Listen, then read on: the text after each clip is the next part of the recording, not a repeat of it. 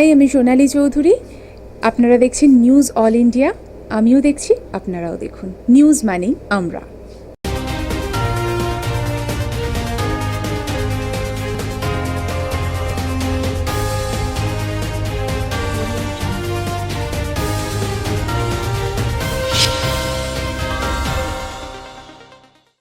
নমস্কার, নিউজিল্যান্ডের পর্দায় আপনাদের স্বাগত। আপনাদের সঙ্গে আমি অর্পিতা। শুরু করছি আজকে বিস্তারিত খবর। বালুরঘাট কুশমুন্ডি হাই স্কুল মাঠে জনসভা করলেন ঘাটাল লোকসভা কেন্দ্রের তৃণমূল প্রার্থী দীপক অধিকারী অর্থাৎ অভিনেতা দেব। এদিন দেখা গেলেও প্রচুর মানুষের ঢল নেমেছে দেবের সভায়। পাশাপাশি সভামঞ্চ থেকে বালুরঘাট কেন্দ্রের বিজেপি প্রার্থী সুকান্ত মজুমদারকে শুভেচ্ছা জানিয়ে বক্তব্য রাখলেন দেব। আমার অনেকগুলো বন্ধু বান্ধব আছে যারা বিজেপিতেও আছে, তাদের মধ্যে একটা অন্যতম নাম হচ্ছে সুকান্ত দা। আমার অত্যন্ত প্রিয় মানুষ। সুকান্ত দাকে শুভেচ্ছা। কে রাজনীতির ময়দানে যায়, যেই জিতুক না কেন, আমার মনে হয় কে মানুষ যাকে ভালোবাসবে, মানুষ যাকে বিশ্বাস করবে, তারই যেন জয় হয়। তো এই মঞ্চ থেকে সুকান্ত মজুমদারকে অনেক অনেক শুভেচ্ছা রইল। কে জিতবে কে হারবে আমরা 4 জুনে দেখে নেব। ওই দলকে ভোটটা দেবেন যে দলগুলো হসপিটাল, কলেজ, স্কুল, রাস্তাঘাট আপনাদের সমস্ত কিছু করে। হসপিটাল কথা যদি বলি, তাহলে আমি আমাদের দলের কথা বলি। এই লোকসভায় আমাদের দল 2টি সুপার স্পেশালিটি হসপিটাল করেছে। ভোটটা হসপিটালের জন্য যাওয়া উচিত, মানুষকে বাঁচিয়ে রাখার জন্য যাওয়া উচিত। ভোটটা এইটা নিয়ে যাওয়া উচিত। ভোটটা কে হিন্দু বা কে মুসলিম, কে মন্দির বা কে মসজিদ বানিয়েছে তার জন্য নয়। ভোটটা এই নির্বাচন এই জন্যই হয়, কে আপনাদের বাচ্চাদের ভবিষ্যৎটাকে সুরক্ষিত করবে তাকেই ভোটটা দেওয়া উচিত। আমি এত রাজনীতি বুঝি না, আমি এটুকু বুঝি যে মানুষকে নিয়ে ভাববে, যে আপনাদের পরিবারকে নিয়ে ভাববে, তাকে তো ভোটটা দেওয়া উচিত। তার মানুষকে বাঁচিয়ে রাখা, তার মানুষকে ভালো রাখা এবং বাঁচিয়ে রাখার মধ্যে যদি কেউ এগিয়ে থাকে চোখ বন্ধ করে, তার নাম হচ্ছে মমতা ব্যানার্জি। তাহলে এক কথায় ইভিএনের নাম্বারটা বলো। এক কথায় আমরা বিপ্লব দাকে সাংসদ হিসেবে পেতে চলেছি। সুকান্ত মজুমদার সব থেকে বড় তারকা, মন্তব্য বিজেপি প্রার্থী সুকান্ত মজুমদারের। সুকান্ত মজুমদার সব থেকে বড় তারকা, আবার কত বড় তারকা। দেব যাকে মঞ্চ থেকে বলে যে আমার প্রিয় মানুষ, দেব তো সুপারস্টার বাংলা সিনেমা। তাহলে আমরাও তো অল্প স্বল্প তারকা হয়েছি। যাকে হারানোর জন্য মুখ্যমন্ত্রীর মতো জননেত্রীকে, এটা তো কোনো লুকোনোর বিষয় নেই। মুখ্যমন্ত্রী মমতা বন্দ্যোপাধ্যায় লড়াকু নেত্রী একজন, সেটা নিয়ে আমাদের কারো কোনো প্রশ্ন নেই। উনি পরবর্তী সময় চুরিচামারিতে ঢুকে গেছেন, সেটা আলাদা বিষয়। কিন্তু তার মতো নেত্রীকে 4বার আসতে হচ্ছে বালুরঘাট লোকসভাতে। তার মানে সুকান্ত মজুমদারের দম আছে, দক্ষিণ দিনাজপুরের মানুষের দম আছে, এটাই প্রমাণ হচ্ছে। এবং দক্ষিণ দিনাজপুরের মানুষকে আমি আহ্বান জানাবো, বালুরঘাট লোকসভার মানুষকে আহ্বান জানাবো যে আপনাদের এই দম বরকরার রহনা চাইয়ে।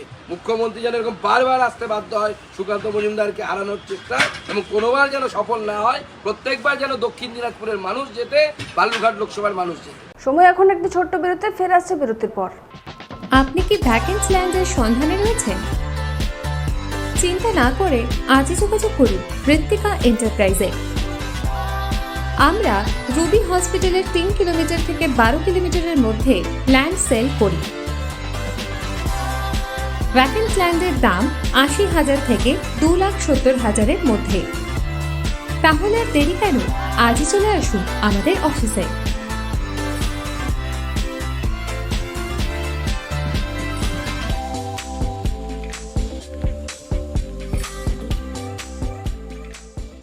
ফের এলাম বিরতির পর। আসছে এবারে বিস্তারিত খবরে। অযোগ্যদের আড়াল করতেই যোগ্যদের ঢাল করছেন মমতা বন্দ্যোপাধ্যায়। আজ সাংবাদিক সম্মেলনে বললেন সুকান্ত মজুমদার। মুখ্যমন্ত্রী যদি যারা যোগ্য তাদের নামটা বাদ দিয়ে যারা অযোগ্য তাদের লিস্টটা যদি দিতেন আদালতের কাছে, এসএসসিকে বলতেন দাও ভাই তোমরা দিয়ে দাও, ভুল হয়েছে ক্ষমা চেয়ে নিচ্ছি, মাপ চেয়ে নিচ্ছি, যা শাস্তি দেওয়ার দিন, কিন্তু যোগ্য যারা তাদের চাকরিটা বেঁচে যায়, তাহলে তো এই অবস্থা হতো না। মুখ্যমন্ত্রী ইচ্ছে করে এই 5,000 লোক যারা পয়সা দিয়ে চাকরি পেয়েছে তাদেরকে বাঁচানোর জন্য যোগ্য যারা তাদেরকে ঢাল হিসেবে ব্যবহার করছে, শিখণ্ডী হিসেবে ব্যবহার করছে। প্রচারে বেরিয়ে পড়েছিলেন উত্তর কলকাতার বিজেপি প্রার্থী তাপস রায়। তারপর তৃণমূল বিধায়ক মন্ত্রী শশী পাজার জোড়াসাঁকুর বাড়িতে হাজির হন তিনি। এক সময়ের সতীর্থ আজ বিপক্ষ দলে, কিন্তু আচমকা পাজা বাড়িতে কেন তাপস রায়? উত্তর দিলেন নিজেই।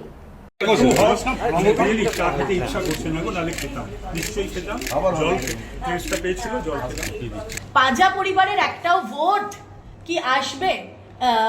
এটা বলা খুব কঠিন।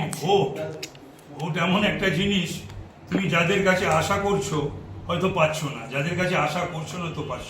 কিন্তু আমাকে তো প্রার্থী হিসাবে আমার 15 লক্ষ প্লাস যে ভোটার্স, তাদের কাছে তো আমার ভোট ভিক্ষা করতেই হচ্ছে এবং করব। এটা আমার অধিকারের মধ্যে পড়ে এবং প্রতিটি ভোটারের কাছে যাওয়া এটাও আমার অধিকারের মধ্যে পড়ে। তাই আমি এই বাড়িতে শ্রদ্ধেয় অজিত পাজা, এখানে আমি এসেছি, থেকেছি, খেয়েছি। তিনি আমার পেশার গুরু ছিলেন, তার হাত ধরেই আমার এজলাসে প্রবেশ, হাইকোর্টে প্রবেশ। সুতরাং সেই প্রফেসর ডক্টর রঞ্জিত পাঞ্জা এবং লব্ধ প্রতিষ্ঠিত ব্যারিস্টার অজিত পাজার স্বর্গত এই মানুষদের আশীর্বাদ ধন্য ছিলাম আমি। তাই তাদেরকে সেই বাড়ি আমার কাছে মন্দির, তাই আমি প্রণাম জানাতে এসেছি। আজকে দেখা করতে আসলেন? আমার বাড়ি, মানে এটা অজিতদা, আপনাদের সকলেরই অজিতদার বাড়ি, এবং এই অজিতদার বাড়িতেই আমি এই দোতলাটা আমাদের অফিস, রাজনৈতিক আমার এমএলএ হিসেবে নির্বাচিত একজন প্রতিনিধির অফিস।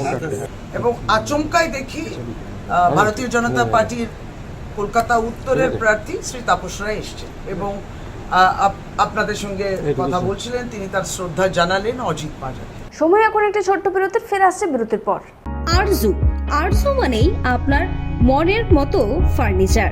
আসুন দেখে নিন আপনার পছন্দ অনুযায়ী অফিস বা ঘর সাজানোর জন্য নতুন ডিজাইনের ফার্নিচার, ডিজাইনেবল সোফা, আলমারি, ড্রেসিং টেবিল, অফিসের জন্য রকমারি চেয়ারের সাথে দোলনা, বিভিন্ন রকম ডিজাইনেবল ফার্নিচার। তাহলে আর দেরি না করে চলে আসুন আরজুতে। 74 Rajdanga gold park, Kolkata 700107, 52D Raja SC Mallick road, Jadavpur, Kolkata 700032। Phone number 8100472255, 8240411427। ফিরে এলাম বিরতির পর। আসছে এবারে বিস্তারিত খবরে। উত্তর 24 পরগনা জেলার বসিরহাটের সুন্দরবনের হিঙ্গলগঞ্জে যে ঘর পুড়ে গিয়েছিল বসিরহাট লোকসভার বিজেপি প্রার্থী রেখা পাত্র, সেই ঘর পরিদর্শন করতে গিয়েছিলেন।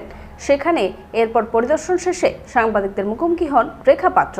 দেখুন, এনাদের পাশে আছি, আর যতটুকু করণীয় করা হবে, আর যেটা বলতে চান সাহায্য করার কথা সেটা আমরা দেখুন আমাদের যেখানে জানানো মানে উপরমহল অবধি আমরা জানাবো, সেখান থেকে এনাদের অবশ্যই সাহায্য করা হবে। আর আমি তো এনাদের পাশে আছি। সত্যি এনাদের যে ঘটনাটা ঘটেছে প্রচণ্ড মর্মান্তিক।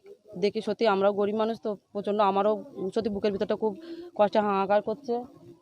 এখানে তো এমনভাবে মানে আগুনটা লেগেছে যে এনাদের একটা দেখতে পাচ্ছেন পুরো অন্ন দানা থেকে নিয়ে সবটাই ওনাদের জ্বলে গেছেন। তো দেখুন সত্যি আমার এনাদের অবস্থা দেখে প্রচণ্ড। রাজ্যের মোট 3 আসনে প্রথম দফার লোকসভা ভোট শেষ হয়েছে। এবারে দ্বিতীয় দফার ভোট আসন্ন।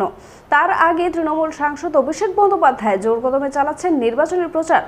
আজ জঙ্গিপুরের রঘুনাথগঞ্জের জনসভায় উপস্থিত ছিলেন তিনি।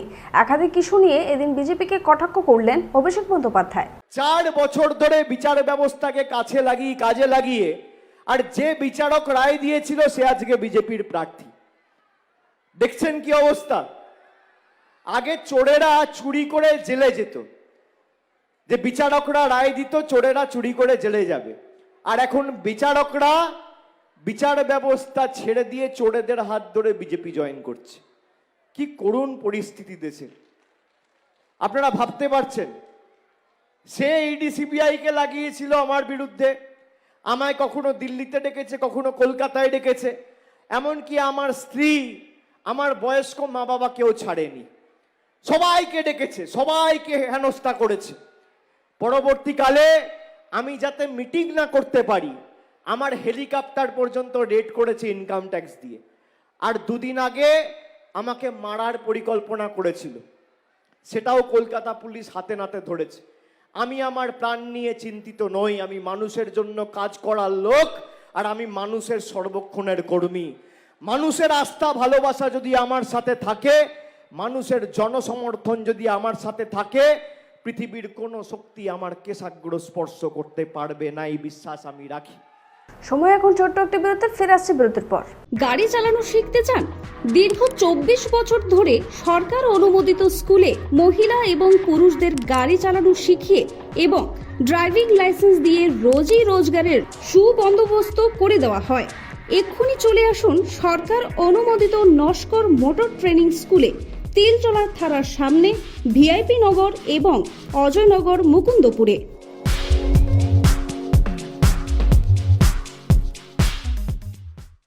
ফেরিলাম বিরতির পর আসছে এবারে বিস্তারিত খবরে। গঙ্গায় ঝাঁপ মেরে আত্মহত্যা করলো এক যুবক।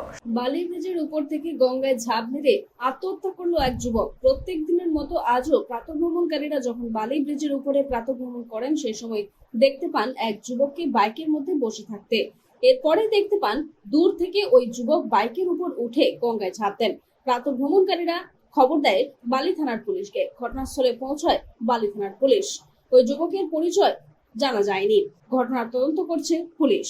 সাত সকালের ডানকুনিতে ওষুধের গোডাউনে বিধ্বংসী আগুন দাউ দাউ করে জ্বলে উঠল গোটা গোদাম। কালো ধোঁয়ায় ঢেকে গিয়েছে গোটা এলাকা। পরিস্থিতি আয়ত্তে আনতে ঘটনাস্থলে দমকলের 10টি ইঞ্জিন।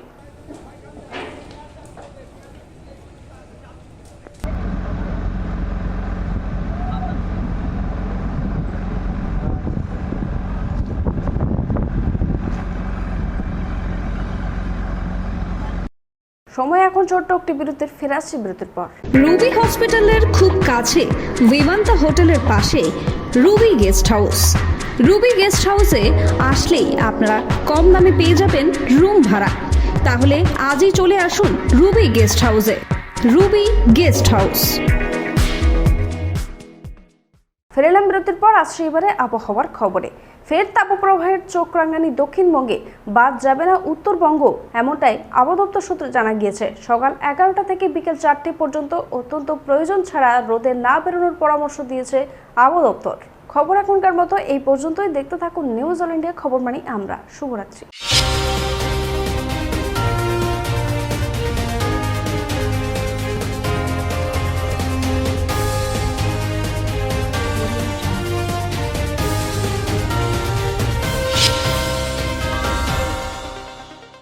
দু 2012 থেকে নিউজ অল ইন্ডিয়া দেখছি আমরা জানি নতুন সাজে নতুন রূপে নিউজ অল ইন্ডিয়া মানুষের কাছে ওদের সমস্ত সংবাদ পরিবেশনা উপস্থাপিত করছে। আমরা ওদের সাফল্য কামনা করি।